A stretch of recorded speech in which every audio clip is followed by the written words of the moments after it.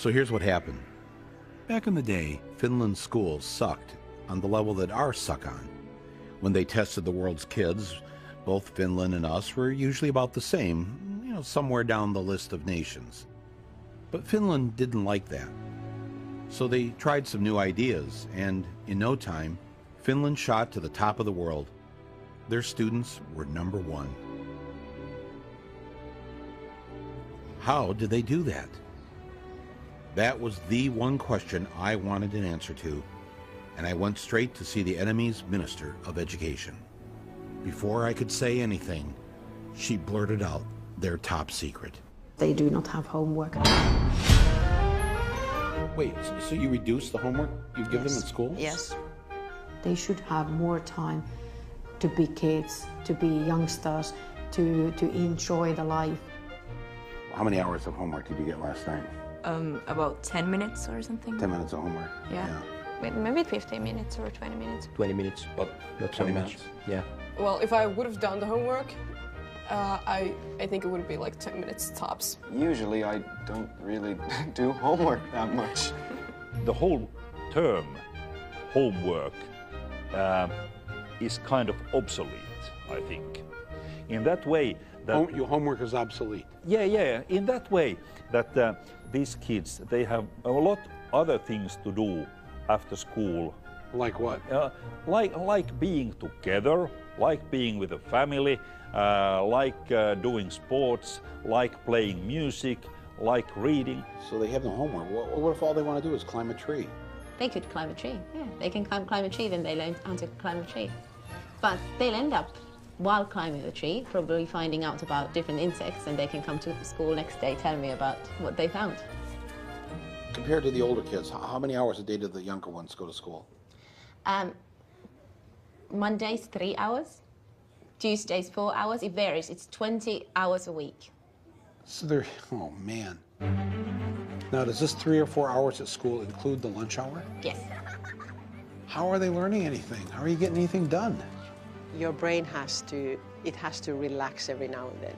If you just constantly work, then you stop learning. And there's no use of doing that for a longer period of time. Finland students have the shortest school days and the shortest school years in the entire Western world. They do better by going to school less. How many languages do you speak? English, yeah. Swedish, Spanish. Finnish and Swedish. Finnish, English and German. French, German. Finnish and English. English, Swedish and French and Spanish. So you were an exchange student in the U.S.? Yeah. When you got back here in school, what did you notice that you felt relieved about? No more multiple choice exams. No multiple choice exams here? Or very few of them, if any. Really? All of my exams in the U.S. How do you answer the question right if it isn't listed as one of the 4 choices? You write your answer. You have to know it, actually. Yeah. You actually have to know it. Yeah.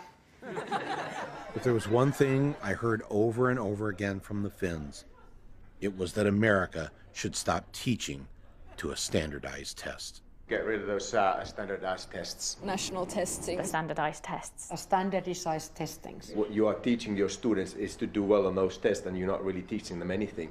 No, we are teaching them. We're teaching them how to flunk a test, and then a bunch of schools fail the test, and those schools are turned into charter schools, and then somebody makes a lot of money. But school is about finding your happiness, finding a way to learn what makes you happy. They figure now about 1/3 of the school time the students are in school is spent preparing for the standardized test.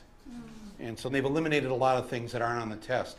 So music is gone, art is gone, poetry is gone. Yeah, in many schools. Civics isn't even on the test. So now schools are dropping Really? civics. Yes. Civics, American civics. Okay. Unbelievable. We got rid of poetry. Really? Yeah. Why? It's a waste of time. When are they ever going to learn? When are they ever going to speak as poets when they're adults? How does that help them get a job?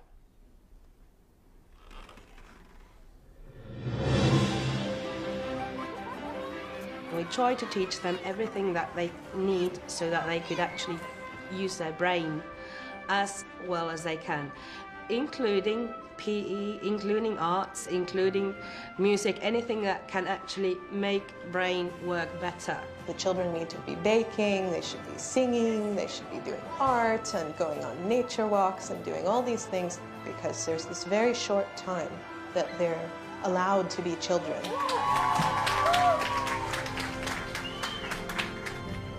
If you don't have standardized tests here in Finland, how do you know which schools are the best? And you know, people need a list. The neighborhood school is the best school. It is not different than the school which can be, for example, situated in the town center, because all the schools in Finland, they are all equal. When we move to a new city, we never ask where the best school is. It's never a question. So nobody has to shop for schools. There's nothing different in any of our schools. They are the same. It is illegal in Finland to set up a school and charge tuition. That's why, for the most part, private schools don't exist. And what that means is that the rich parents have to make sure that the public schools are great. And by making the rich kids go to school with everyone else, they grow up with those other kids as friends. And when they become wealthy adults, they have to think twice before they screw them over. In the United States, education is a business. There are corporations making money. Here, it's so student-centered that when we had to redo our playground, they had the architects come in and talk to the kids. Were they listened to? Yes, yes. There are things on our playground that the students really wanted. Being in school here is more independent. We're treated more like adults than in the United States. Yeah. I mean, we don't need a hall pass to go to the bathroom during class. Yeah. We'll see students commuting on the subway, even as young as 7 and 8, going on their own to school. When I started doing teacher training practice back in the US, I was in these certain neighborhoods teaching these kids and telling them, you can be anything you want to be when you grow up. This is kind of a lie. And when I came to Finland, a lot of my teaching is based on what the kids want and what they see for their future. So it doesn't feel so false to say you can really be whatever you want to be when you grow up, because they're making it happen already. They already have such power.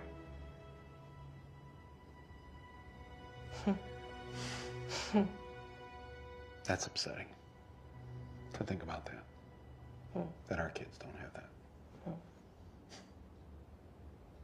That's really beautiful. It's not that we have figured out something that nobody else has done in education. That's wrong. Many of these things that have made Finland perform well in education are initially American ideas. We try to teach them to think for themselves and to be critical to what they're learning. We try to teach them to be happy person, to respect others and respect yourself. You're concerned with their happiness. Oh yeah. What the hell do you teach? I teach math. So the math teacher says the first thing out of your mouth of what you wanted these students to get out of school was to be happy, to have a happy life. Yeah. And you're the math teacher. Yeah. When do they have their time to play and socialize with their friends and grow as human beings? Because there's so much more life around than just school. You want them to play? I want children to play. And that was the principle. I'm planting the American flag right here in the middle of your school and claiming this great idea for us. Thanks for stealing it. Yeah, that's how we roll. All right.